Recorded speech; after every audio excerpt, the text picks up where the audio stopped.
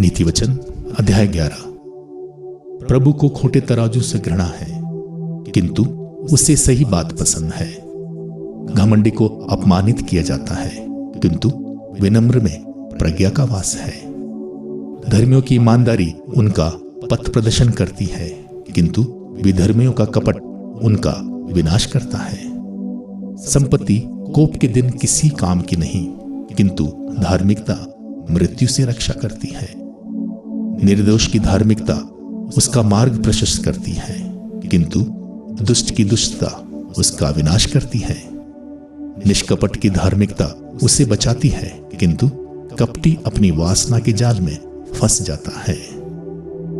मरने पर दुष्ट की आशा मर जाती है और अपनी संपत्ति पर उसका भरोसा भी मरता है।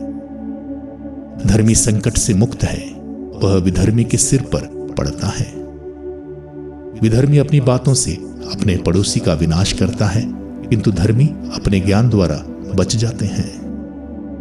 धर्मियों की उन्नति पर नगर आनंद मनाता है, किंतु दुष्टों के विनाश पर लोग जयकार करते हैं। धर्मियों के आशीर्वाद से नगर की उन्नति होती है, किंतु दुष्टों के दुर्वचनों से वह नष्ट हो जाता है।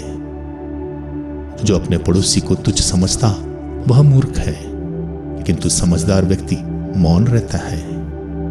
कपटी गुप्त बातें प्रकट करता है, किंतु विश्वासी उन्हें छिपाए रखता है।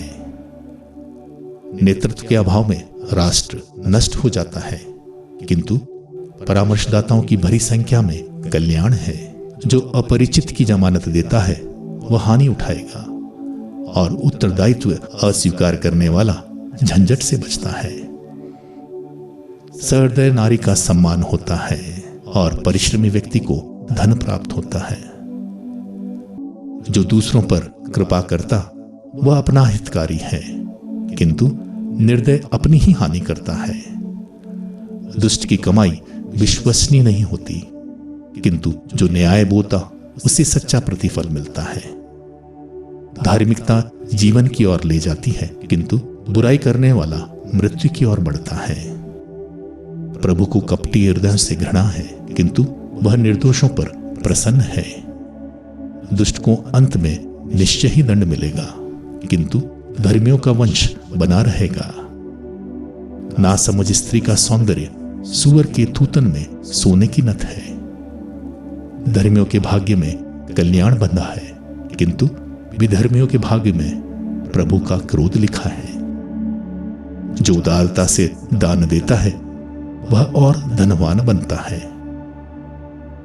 जो कृपणता से देता है वह दरिद्र बनता है।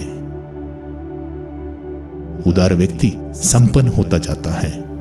जो दूसरों को पिलाता उसे भी पिलाया जाएगा। लोग अनाज के जमाखोरों को कोसते हैं और अनाज बेचने वालों को आशीर्वाद देते हैं। जो भलाई करता रहता उसे ईश्वर की कृपा प्राप्त है। जो बुराई करता रहता उसका अंत बुरा होगा।